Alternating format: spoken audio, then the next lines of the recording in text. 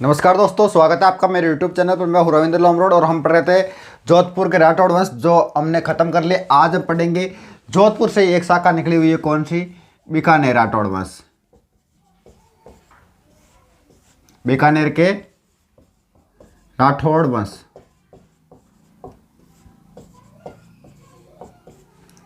बीकानेर का संस्थापक कौन? राव बीका।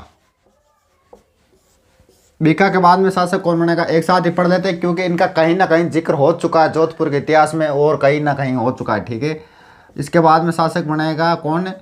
लूणकरण। और इसके बाद में शासक बनेगा कौन?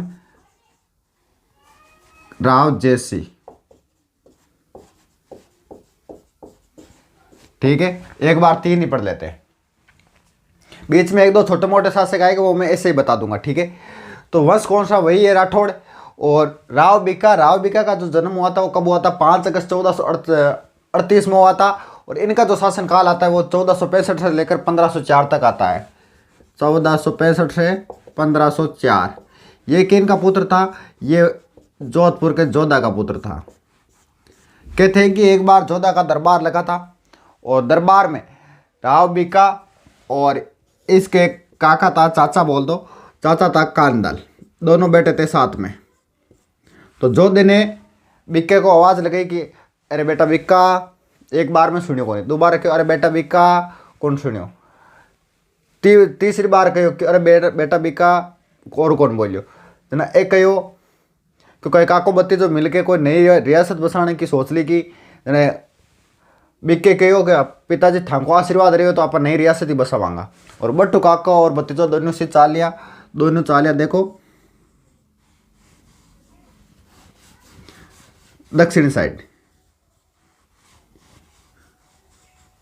यहाँ जोधपुर इस साइड चले। और यहाँ पर एक सेक्टर आया सबसे पहले, कौन सा? कोडमदेसर। सबसे पहले यहाँ पर आए ये दोनों। और ऊपर कौन थे? ऊपर भाटी थे। यहाँ पर इनको आक्रमण का डर था। कौन कौन आए थे? ये कब आए थे? ये आए थे 1465 में। कौन कौन? बिक्का और साथ में कौन था? साथ में कांदल, इनके चाचा थे। ठीक है, इन्होंने सबसे पहले कोडमदेसर आए, कौन? दोनों चाचा और भतीजा। और उसके बाद 1485 में थोड़ा सा आगे और चले और यहाँ पर एक स्थान आता है, कब? 1485 में राती घाटी। यहाँ पर इन्होंने सोचा कि यहाँ पर हमारा राज्य स्थापित कर सकते हैं, तो इन्होंने राती घाटी स्थान पर एक छोटे से दुर्ग की इन्होंने क्या रख दी? नींव रख दी। और कहते हैं कि बीकानेर की नींव भी किसने रखी थी? करणी माता ने। और जोधपुर दुर्ग की भी नींव किसने रखी थी? करणी माता ने रखी। कब रखी? तो ये रखी गई थी आका तेज ने।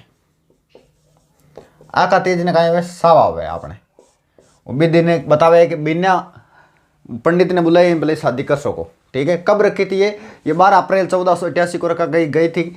आका तेज पर गढ़ के आसपास जो सेक्टर था उसको क्या नाम दे दिया गया? बीकानेर नाम दे दिया। ठीक है, और बीकानेर दिवस भी कब आता है? बीकानेर दिवस भी आका तेज के दिन आता है। ठीक है, यहां तक कोई प्रॉब्लम नहीं। अब इनका एक विवाह हुआ था, किनका? बिक्का का। कहां पर? यहां पर पुंगल साइड।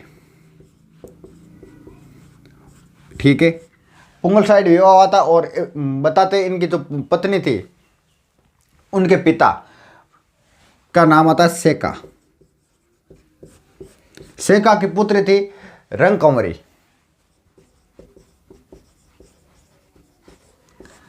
तो इन्होंने कहा, करणी माता ने, कि भाई इसका विवाह कर दे। और इसका जो पिता था सेका को कहां पर कैद कर लिया था? मुल्तान साइड। मुल्तान वर्तमान में कहां पर है? मुल्तान वर्तमान में पाकिस्तान साइड में चला गया।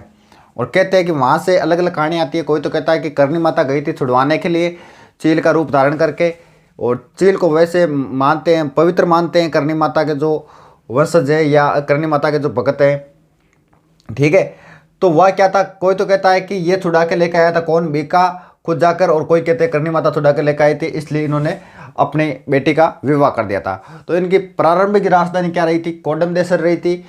ठीक है, और उसके बाद में बिक्का की जो अंतिम चढ़ाई है वो कहाँ पर की गई थी?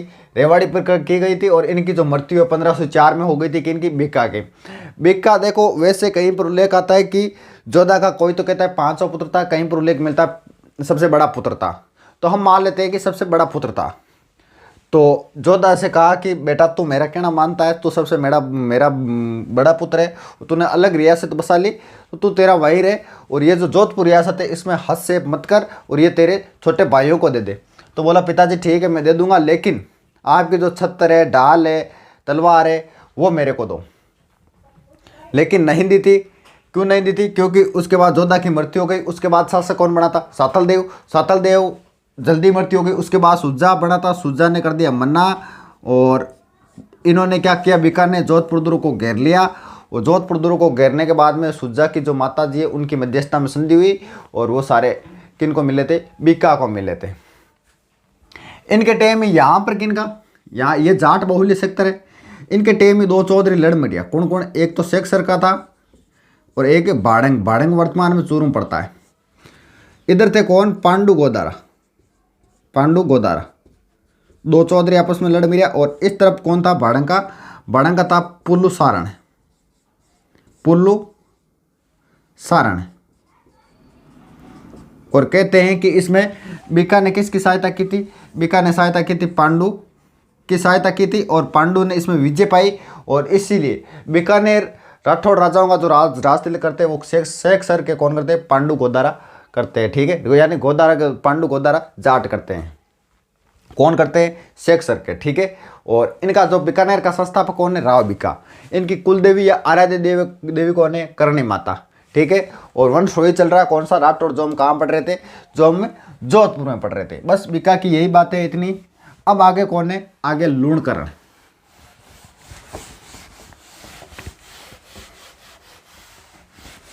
देखो एक के दो बातें हैं, पढ़ना सारा ही पड़ेगा। लूणकरण के बीच में एक शासक और आता है, कौन? राव नरा। कई बार कर्म पूछ ले तो इसलिए मैं सारे बता रहा हूँ। इनका जो शासनकाल था ज़्यादा नहीं कर पाए थे, 1504 से 1505 से। ठीक है, 1505 में मृत्यु हो गई थी राव नरा की। ठीक है, बीका की मृत्यु के बाद उसका ज्येष्ठ पुत्र कौन था? नरा। बीकानेर का शासक बना, लेकिन कुछ ही समय में इसकी क्या हो गई? मृत्यु हो गई। उसके बाद में कौन बना? लूणकरण। ठीक है, इनके समय 1509 में इन्होंने ददरेवा चूरू तक क्या कर लिया? अधिकार कर लिया, और अपना थाना स्थापित कर लिया था। कहाँ पर? ददरेवा में।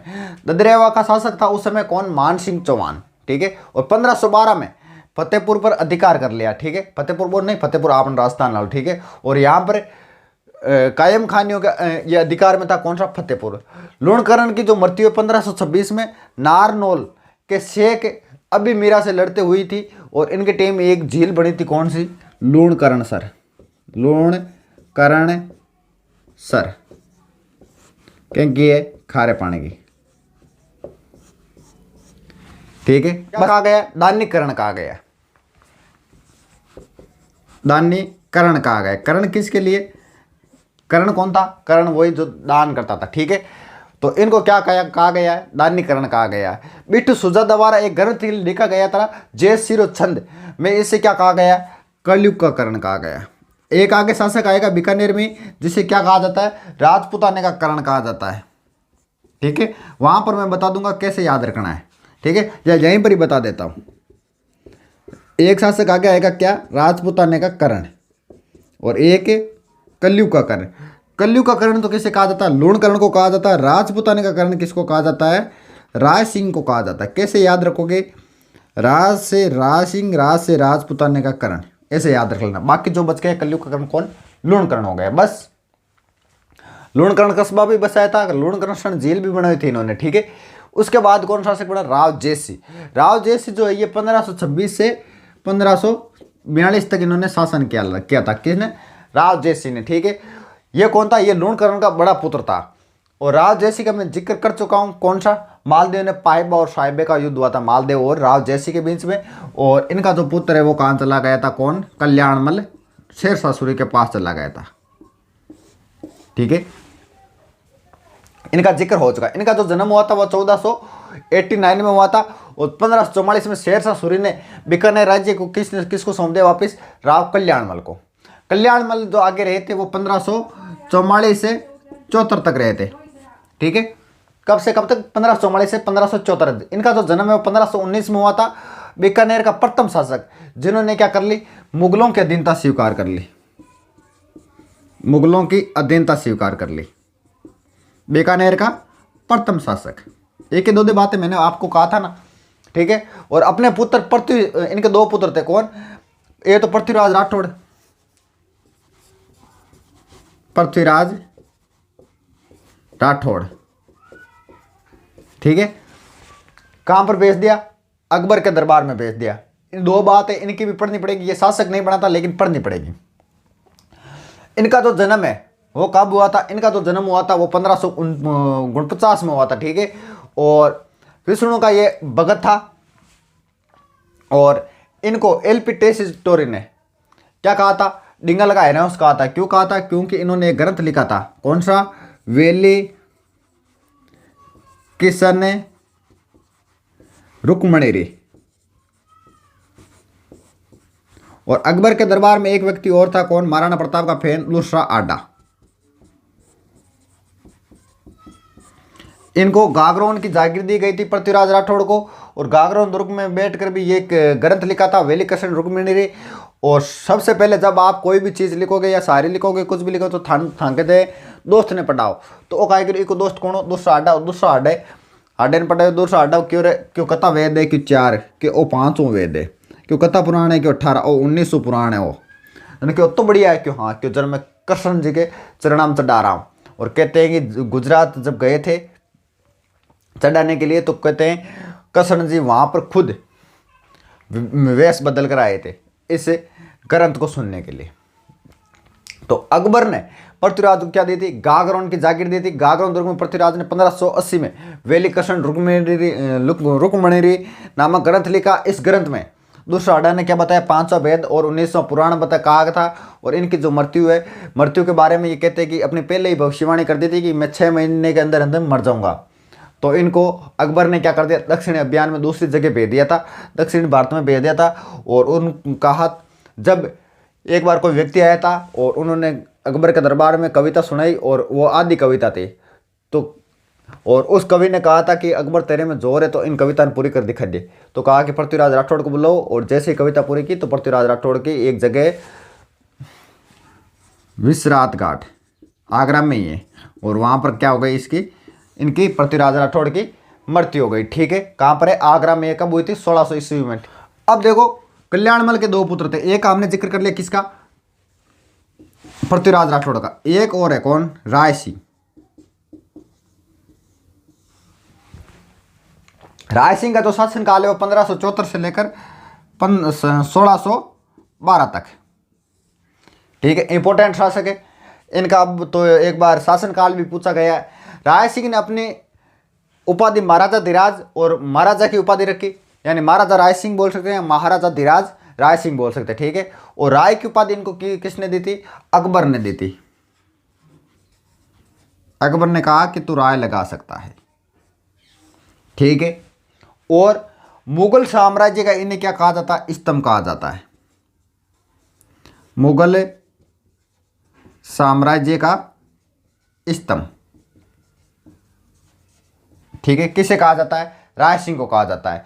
1670 में अकबर ने क्या क्या? जोधपुर किसको सौंपा? राय सिंह को सौंपा। वहां पर जिक्र कर चुके हैं। और 1574 में चंद्रसेन के विरुद्ध भी भेजा था राय सिंह को। और अब देखो, पृथ्वीराज राठौड़ हमने पढ़ लिया, तो एक बार इसको जो एक्स्ट्रा है वो मिटा देता हूं।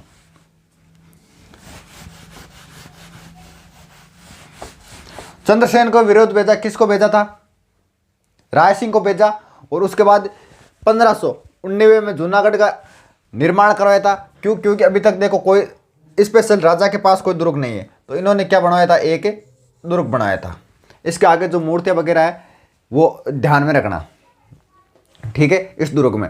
और 1594 में इसका दुर्ग का निर्माण कार्य पूरा हुआ। और किसकी देख रेख में इसका कार्य पूर्ण हुआ? करमचंद के। ये ध्यान में रखना, करमचंद की देख रेख में दुर्ग का निर्माण पूर्ण हुआ। और मुंशी देवी प्रसाद ने राय सिंह को राजपुताने का क्या कहा? करण का। कलयुग का करण लूणकरण, और राजपुताने का करण कौन हो गया? राय सिंह हो गया। मैंने पहले बता दिया, राजपुताने का करण, राज से राजपुताना, राज से राय सिंह, ऐसे याद रखना, ठीक है। और इन्होंने राय प्रशस्ति भी लिखाई थी। और राय सिंह के समय बीकानेर में रहकर जैन साधु ज्ञान विमल ने महेश्वर के शब्द भेद की टिक्का समाप्त की थी। और राय सिंह ने राय सिंह महोत्सव व ज्योतिषी रत्नाकर रत्नमाला नामक ग्रंथ लिखा था। और बाल बोधिनी पर टीका भी लिखी थी इन्होंने। राय सिंह को करमचंद्र वसो कीर्तनम में राय सिंह को राजेंद्र कहा गया है। क्या कहा गया है? राजेंद्र। और सलीम और जहांगीर का सबसे विश्वसनीय यही है। अकबर का विश्वसनीय कौन था? अकबर का विश्वसनीय था मान सिंह।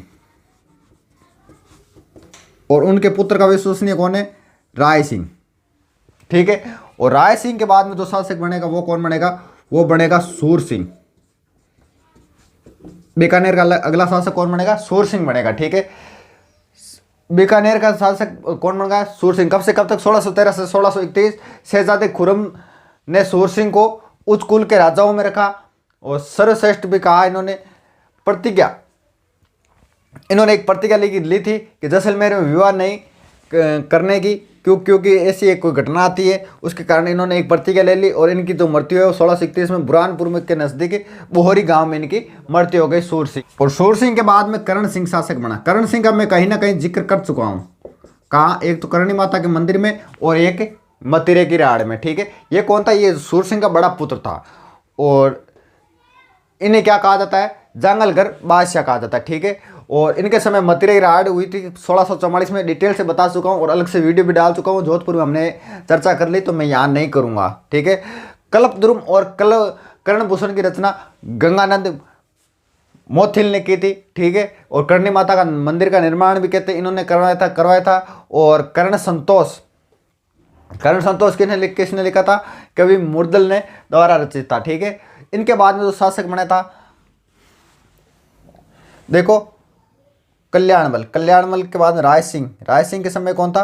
अकबर के बाद में सूर सिंह। ठीक है। राय सिंह के बाद सूर सिंह के बाद में करण सिंह के बाद में शासक कौन बनेगा? अनूप सिंह के समय में शासक कौन बन गया था? औरंगजेब। ठीक है।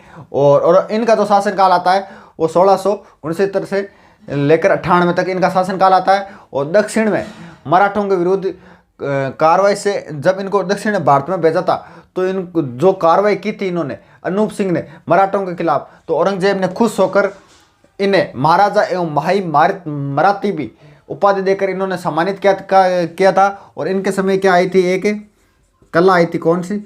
उस्ता कला। कहाँ से आई थी? लाहौर से आई थी। उस्ता कला क्या होती है? ऊँटों पर एक तरीके से मान लो बढ़िया खुदाई करके नाम वगैरह लिखा जाता। और अनूप सिंह ने अनूप विवेक काम प्रबुंध अनूपोदय ग्रंथ की रचना की थी। और अनूपयार ग्रंथ किसने लिखा था? मणिराम कृत ने द्वारा रचित था। और तीर्थ रत्नाकर किसने लिखा था? अनंत पंडित ने लिखा था। ठीक है। और 33 करोड़ देवी देवता जब पानी में फेंक रहे थे, कौन? औरंगजेब जब मूर्तियों को पानी में फेंक रहे थे तो इन्होंने अपने कहाँ पर रखे थे? जूनागढ़ दुर्ग में रखे थे। और 33 करोड़ देवी देवता का मंदिर कहाँ पर है? यहीं पर है। ठीक है, बीकानेर में। और 33 करोड़ देवी देवताओं की साल कहाँ पर है? वो जोधपुर में। अनूप सिंह के बाद में शासक बना था कौन? सूरत सिंह। और इसके बाद में आगे जो शासक बनेगा कौन बनेगा? रतन सिंह। ठीक है। एक या दो बातें, इसका जिक्र हम कहाँ करेंगे? सूरत सिंह का बटनेर दुर्ग में करेंगे। ठीक है, जब हम बाटी राजवंश पढ़ेंगे। ठीक है। 1805 में थोड़ा सा बता दूं, बटनेर पर आक्रमण करके बटनेर का नाम क्या कर दिया? हनुमानगढ़ कर दिया। मंगलवार के कारण जीतने का सब जानते हैं। और फिर बाद में इन्होंने क्या कर ली? 1818 में ईस्ट इंडिया से संधि कर ली थी। ठीक है। और दयाल दास ने क्या लिखी थी? दयाल दास ने लिखी थी, ध्यान में रखना, राठौड़ों की ख्यात। बीकानेर के राठौड़ों की ख्यात किसने लिखी थी? दयाल दास ने लिखी थी, ये ध्यान रखना। उसके बाद में शासक कौन बना? रतन सिंह बना। ठीक है। अकबर सेकंड जो हुआ था ना, ठीक है, उन्होंने क्या दी थी? माही मराठी की इन्होंने उपाधि दी थी। और द्वितीय सिख दूसरा जो सिख कौन? 1868 में जो युद्ध हुआ था उसमें अंग्रेजों की सहायता के लिए इन्होंने क्या भेजी थी? ऊँटों की सेना भी भेजी थी। 1846 में अपने नाम पर रतन बिहारी मंदिर बीकानेर में बनवाया था। किसने? रतन सिंह ने। और इनके बाद में जो शासक बनेगा कौन बनेगा? शासक बनेगा महाराजा सरदार सिंह।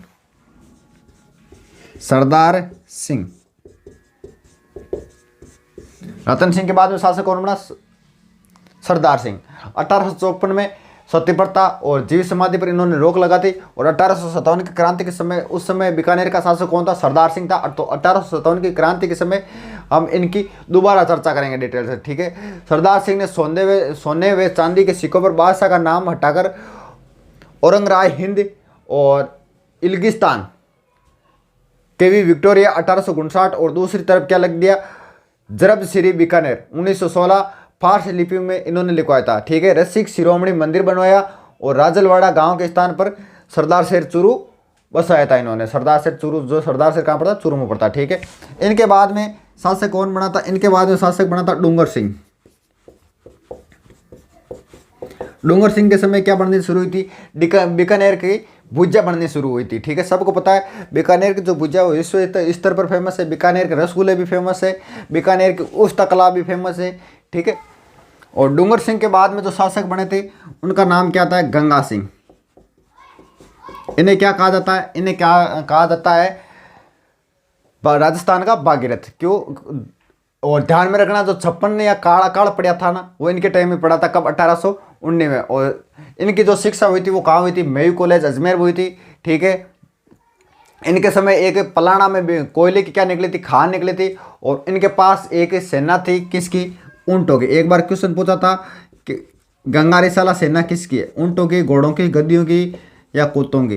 तो ध्यान रखना, ऊंटों की सेना गंगा रिसाला, इनके पास सेना थी किसकी, ऊंटों की। ठीक है, जिसे क्या कहा जाता है, कैमिल कोर भी कहा जाता है। 1846 में भारत का वायसराय गवर्नर जनरल लॉर्ड एलिगल बीकानेर आया था। और उस समय इनके समय क्या हुई थी, वायसराय की संधि हुई थी, उस पर भी किसके साइन है, गंगा सिंह के साइन है। ठीक है, ध्यान में रखना थोड़ा सा। और गजनेर जेल बनवाई थी इन्होंने। इनको क्या कहा जाता है, राजस्थान का भागीरथ कहा जाता है। किनको, गंगनेर लाने के लिए गंगा सिंह को कहा जाता है। और डूंगर कॉलेज इन्होंने बनवाई थी। और तीनों गोल मेजों में इन्होंने क्या लिया था, भाग लिया था। किसने लिया था, गंगा सिंह ने लिया था। ठीक है, वो वर्षाय की संधि पर इनका क्या है, हस्ताक्षर भी है। और नरेंद्र मंडल के क्या रहते, अध्यक्ष रहते। कब बना था ये बना था 1921 में नरेंद्र मंडल, ध्यान में रखना। ठीक है, और 1902 में एडवर्ड सप्तम के राजा रोणु में लंदन गए, वहाँ इन्हें चीन युद्ध पदक और KCIE knight commander of the Indian empire की इन्होंने क्या मिली, इनको उपाधि मिली थी। किसको, गंगा सिंह को। गंगा सिंह ने अपने पिता लाल सिंह की याद में क्या बनाया था, लालगढ़ बनवाया था। और इनकी जो मृत्यु है वो 1943 में हुई थी, कहाँ पर, मुंबई में हुई थी। और इसके बाद जो अंतिम शासक बने थे बीकानेर के, कौन बने थे, शार्दुल सिंह।